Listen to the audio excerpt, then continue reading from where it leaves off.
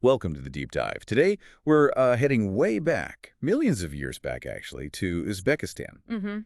We're exploring a really cool dinosaur, Bissektipelta. It's an ankylosaur. Right, one of those armored guys. Think Yeah. like living tanks from the late Cretaceous. Exactly. And Bissektipelta is, well, it's a bit special. We know about it mostly from some amazing fossil finds. Yeah, and that's what we're digging into today. We've got the scientific papers, lots focusing on its brain case, believe it or not. It sounds niche, but you can learn so much. Totally. So, our mission, if you will, is to figure out what makes Bissektipelta tick, scientifically speaking. What does it tell us about dinosaur life, its classification, all based on this research? It's a journey into understanding one specific creature from, deep time. Okay, let's get started. Where does this story begin? The discovery, right? Right. It kicks off in September 1998. There was this big international project in Uzbekistan. International. Yeah, Uzbek, Russian, British, American scientists all working together. It was called URBAC for short. URBAC. Got it. And during one of their digs, they found it, a really nicely preserved Ankylosaur brain case. Just the brain case initially. Well, that was the most significant part found then, yeah. Yeah. And that became the basis for its first name. Okay, so who named it first? That was Alexander Averyanov, a paleontologist. In 2002, he studied that brain case and called it Amptosaurus archibaldi. Amptosaurus archibaldi. Where did the archibaldi part come from? That was an honorific for James David Archibald. He was the guy leading that URBAC project. Ah, okay, a tribute. So that was the first identification. Exactly. And importantly, this was all found in the Bisekti Formation in Uzbekistan. The Bissekti Formation. That sounds important. It is. Remember that name? It comes back. It's a hotbed for late Cretaceous fossils. Right, so Amptosaurus archibaldi. Right. But things changed, didn't they? Paleontology is like that. It really is. Fast forward just 2 years to 2004. Jolyon Parrish and Paul Barrett, two other researchers, they looked again at the whole Amptosaurus situation. What did they find? Well, they dug into the original Amptosaurus species, Amptosaurus magnus, named way back in 78. Okay. And their conclusion was pretty strong. They argued A. magnus was what scientists call a nomen dubium. A dubious name. What does that mean, practically? It means the original fossil it was based on? Well, it just wasn't good enough. Not distinct enough to confidently say, this is Amptosaurus magnus and here's exactly what defines it. The evidence was too shaky. Huh.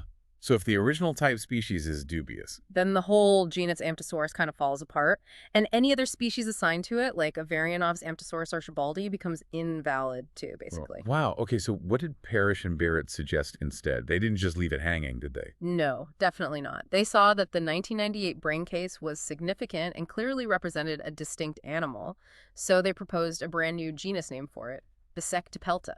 Bissektipelta. Okay, now I see the connection. Yeah. Bissekti Formation. Exactly. Bissekti from the formation where it was found, and pelta, which is Latin for shield, very fitting for an ankylosaur. Bissekti shield. I like it. It paints a picture. It does, doesn't it? So Amptosaurus archibaldi was officially renamed Bissektipelta archibaldi. And it became the only species in this new genus. Yep. That makes Bissektipelta a monospecific genus. It highlights just how unique this find was considered. So that original brain case is really important. It's the type specimen. Precisely. It's cataloged as ZIN-PH16. That's the holotype. It's the benchmark. And it wasn't just the brain case in the end, was it? Right. The holotype material actually includes the well-preserved brain case, yes, but also part of the skull roof, some isolated teeth, and even some osteoderms, those bony armor plates. Osteoderms, the Yeah. classic ankylosaur feature. You got it. And it's dated pretty well, too. Late Turonian to Coniation age, so latter part of the late Cretaceous. And have they found more since then? More Bissektipelta? They have, not loads, but significant finds. A 2020 study by Kuzmin and colleagues mentioned 2 more brain cases. Oh. Yeah, ZIN-PH28116, which is smaller but also well-preserved, and ZIN-PH232916, another one similar in size to the original, though a bit damaged. So more material to study. That's always good. Definitely. It gives a better picture of the variation, maybe, and more data for analysis. Okay, so we've got the discovery, the name change. Mm-hmm. Now, what actually makes Bissektipelta stand out? What are its unique features? Well, Parrish and Barrett, when they renamed it, they pointed to something specific on the skull roof. They called it an autapomorphy. Autapomorphy, meaning unique to this species. Exactly. A defining characteristic found only in Bissektipelta. It's a pattern of grooves on the top of the skull. Grooves, what kind of pattern? It forms a sort of truncated Y shape, like a Y with the top bit cut off, and this Y groove separates the skull roof into three distinct polygonal areas. Huh. A Y shape, that is specific. Very specific. And these grooves weren't just decorative. No, what did they do? They showed where the skull osteoderms, the armor plates on the head, actually fused or sat. It's like a map of its head armor. Cool. So that Y groove is the key identifier now. But what about the features Averyanov first mentioned back in 2002? Ah, right. When he first described it as Amptosaurus archibaldi, he listed a few things he thought made it different from Amptosaurus magnus. Like what? Let's see. He noted 3 exit points for the hypoglossal nerve. The tongue nerve. Yeah, the 12th cranial nerve controls the tongue. Most ankylosaurs apparently have 2 exits, so 3 was unusual. Okay, what else? He also mentioned a sharp angle, about 90 degrees, between some bones at the base of the skull, the basioccipital and basis phenoid, and some other bony bits, the basipterygoid processes, were positioned more towards the back, more caudally. 3 nerve exits for the tongue. Does that imply anything about how it used its tongue? That's a great question. It might suggest something different, maybe more complex control, but honestly, the exact functional implication isn't really nailed down. It's intriguing, though. But did those features hold up as being unique to Bissektipelta later on? Not entirely, no. By the time Parrish and Barrett did their 2004 study, the view had shifted. How so? Well, having 3 exits for that nerve was still seen as pretty rare among ankylosaurs, but not necessarily exclusive to Bissektipelta as more fossils of other types came to light.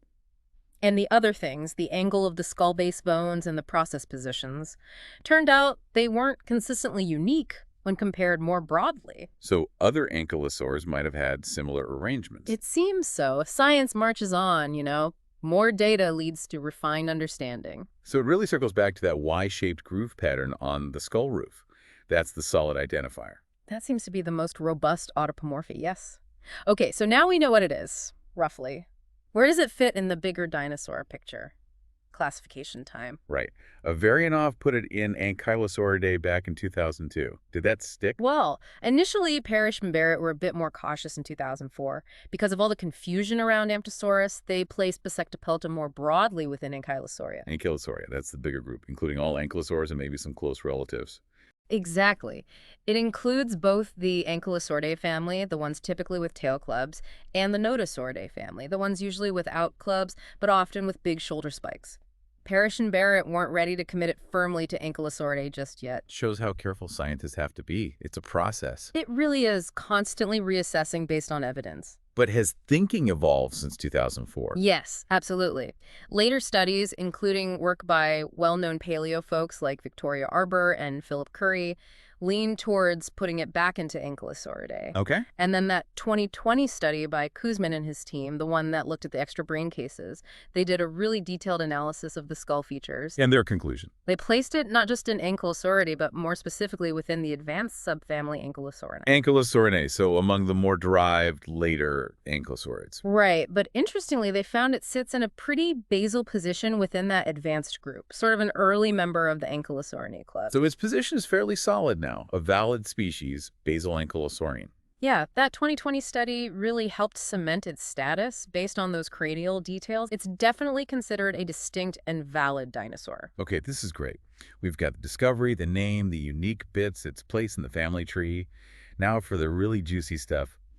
What was this animal actually like? What can the brain case tell us about its life, its senses, paleobiology? Ah, yes, this is where it gets super interesting. Analyzing the inside of the skull, the brain cavity, it opens up a whole world. So what have studies found? Well, there was a redescription in 2019 by Alifanov and Savaliev. They looked at the brain case and came up with some intriguing ideas. Oh, yes. They proposed Bissektipelta had a really good sense of smell. Olfaction was strong. Okay, makes sense for finding food or sensing danger, maybe. Probably. But they also suggested its hearing and eyesight were comparatively not great. Poor, even. Huh. Smell way better than sight or hearing. That was their interpretation. They also threw out ideas about good taste sensitivity, maybe an omnivorous diet, and this is the wild one, potentially capable of filter feeding. Whoa, hold on. Filter feeding. An ankylosaur. Like a whale. How would that even work? Yeah, that one raised some eyebrows. Their paper suggested it based on interpretations of the skull structure, but it's definitely not a mainstream view for ankylosaurs. It's quite speculative. I'll say. That's completely different from the usual image of them as like low-browsing plant eaters. It is. They also noted his overall brain structure seemed a bit more primitive compared to some later ankylosaurs. Okay, so that was 2019. What about the more recent 2020 study using 3D tech? Did they weigh in on senses? They absolutely did, and with more advanced methods. Kuzmin and colleagues used CT scanning to create a 3D reconstruction of the endocast. The endocast. That's like a digital model of the brain cavity. Exactly. It shows the shape and relative size of the different brain parts that would have been inside. And what did that reveal? Did it back up the smell theory? Big time. They found clear evidence for an extremely well-developed sense of smell. The olfactory The bulbs. smell processing parts of the brain. Right. They were huge. Took up a really significant portion of the brain cavity volume. It strongly suggests smell was incredibly important for this animal.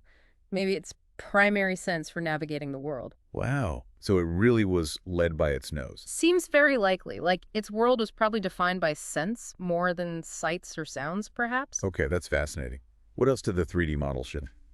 Something really neat about blood flow and potentially temperature regulation. In the head? Yeah, they found evidence of a really complex network of tiny blood vessels, vascular canals running through the skull bones around the brain case. And what's the thinking there? The interpretation is that this network was involved in managing blood flow and, crucially, heat exchange. Essentially, it might have acted as a radiator to help cool the brain. A built-in cooling system. Uh-huh. For a dinosaur brain. Potentially, yeah. Keeping the brain at an optimal temperature is vital, especially if you're a large animal, potentially active, maybe living in a warm climate. It's a clever physiological adaptation, if that's correct. That is amazing. You just don't think about stuff like that.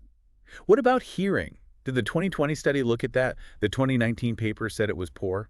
They did look at hearing by measuring the structure of the inner ear, specifically the length of the cochlear ducts. That's the part that detects sound frequencies, right? Exactly. Based on the length, they estimated Bissektipelta was probably best adapted for hearing low-frequency sounds. Low frequency, like rumbles and deep noises. Precisely. Maybe in the range of about 100 hertz up to 3,000 hertz. So not great at high-pitched sounds, but potentially quite sensitive to low ones. And is that typical for ankylosaurs? It seems to be a common pattern. What's interesting is they also noted that in the more advanced ankylosaurians, the group Bissektipelta is considered a basal member of those cochlear ducts tend to get even longer. Meaning? It suggests there might have been an evolutionary trend within that group towards even better low-frequency hearing over time. Why would that be useful? Detecting predators. That's a strong possibility. Detecting the low-frequency sounds of large predators approaching, or maybe even communication between Bissektipelta themselves over distances. Deep sounds travel further. So a world dominated by smell and low rumbles. That's a very different sensory experience than ours. Completely different. It really paints a picture of how this animal perceived its environment. Okay, let's try and wrap this up. We've gone from discovery in Uzbekistan through name changes. The whole Amptosaurus Bissektipelta saga. Right. Identified its unique Y-shaped skull groove, placed it as an early member of the advanced Ankylosaurini. And then delved into its brain case secrets. Yeah, uncovering this picture of an animal with an amazing sense of smell, probably attuned to low-frequency sound, maybe with a built-in head cooling system. And maybe not so great eyesight or high-frequency hearing. It really is that aha moment, isn't it? Just looking at fossilized bone, especially the brain case, can tell us so much about how an animal actually lived and sensed its world millions of years ago. Absolutely. It's this incredible mix of hard anatomical evidence and careful, informed speculation about behavior and biology. It bridges that gap across deep time. It does. And it makes you think, doesn't it? Yeah. I mean, consider how having such different sensory priorities, smell being so dominant over sight, for example, might have really shaped Bissektipelta's whole way of life. Yeah. Its ecological niche, how it interacted with other dinosaurs. So it found food, avoided danger, maybe found mates, all potentially driven primarily by scent. Exactly. And it leaves you wondering, what else is waiting to be found in the Bissekti Formation? What other secrets about life in the Late Cretaceous are still buried there, waiting to tell their story? That's the exciting part. There's always more to discover. A really fascinating creature. Thanks for unpacking Bissektipelta with us today. And thanks to you for joining our deep dive.